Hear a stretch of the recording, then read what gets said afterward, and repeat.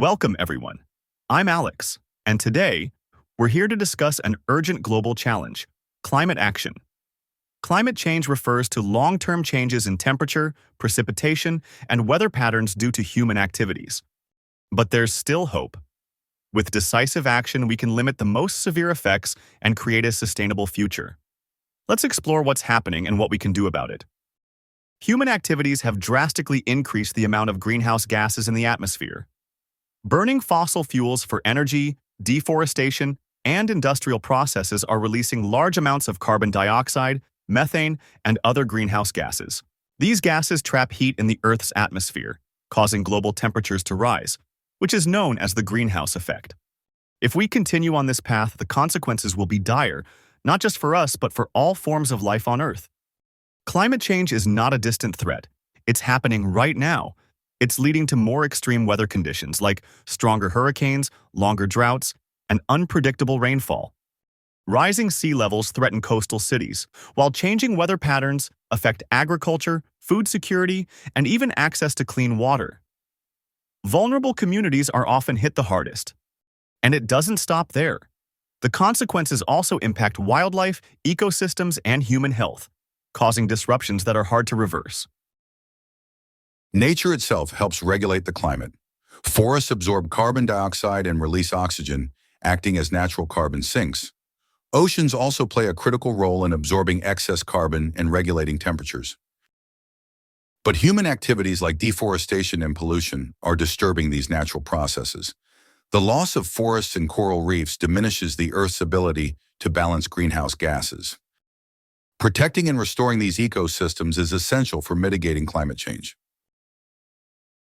Climate action doesn't have to be overwhelming. It starts with everyday decisions like reducing waste, using renewable energy, and advocating for sustainable policies.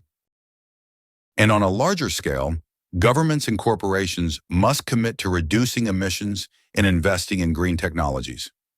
Policies that support renewable energy, like solar and wind, can significantly cut down carbon footprints. Climate action requires collaboration at all levels: individual, community, national, and global. Every action, big or small, contributes to the collective effort. Governments around the world are recognizing the need for climate policies. International agreements like the Paris Agreement aim to limit global warming to below 2 degrees Celsius. Achieving these targets requires countries to commit to reducing emissions, transitioning to clean energy, and supporting developing nations in adapting to climate impacts. But it's not just about policy. It's also about empowering local communities to participate in climate decision-making processes. Each of us can be a climate champion in our daily lives. Simple steps like reducing energy consumption, recycling, and supporting local farmers can make a big difference. Sustainable lifestyles not only help reduce carbon emissions, but also promote healthier living environments. Encourage others to join the movement. Climate action is contagious. When one person starts, others follow.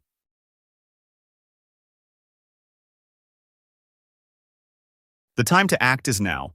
We must come together to protect our planet for future generations. Climate action is not just about addressing the symptoms of climate change. It's about building a sustainable world where everyone can thrive. Let's commit to making our homes, schools, and communities more resilient. Together, we can drive the change we wish to see. Climate action is a shared responsibility. Join us in creating a future where the environment and people prosper together. To see what this looks like in practice, let's take a closer look at a real-world example, where one young engineer faces a tough decision that could impact the planet and the people around him.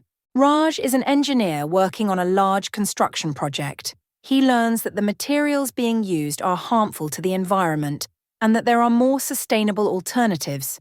However, these alternatives are more expensive. The story follows Raj's struggle to convince his company to adopt sustainable practices, guided by his friend Priya, who helps him understand the legal obligations and engineering ethics around climate action. Raj is in a meeting with Mr. Sharma discussing materials for a new project. Mr. Sharma, I've noticed that some of the materials we're using aren't eco-friendly. There are better alternatives available, though they might cost a bit more. Raj, we have a budget. The priority is to get this done on time and within cost.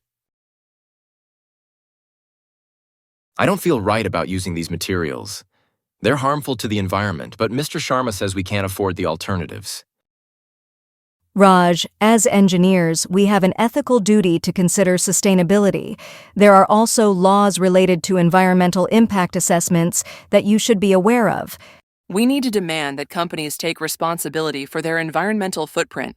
Engineers and lawyers need to work together to make sure projects comply with climate laws. Raj realizes that following the law isn't just about compliance, but about upholding the principles of sustainability and protecting future generations. Raj presents a proposal to Mr. Sharma, showing the long-term cost savings and legal benefits of using sustainable materials. Not only will these materials help us comply with environmental laws, but they will also reduce maintenance costs over time. All right, Raj. Let's go with the sustainable option. It wasn't easy, but we're doing the right thing. Law and engineering can work hand in hand to drive climate action. This is a victory for everyone: the community, the environment, and the company.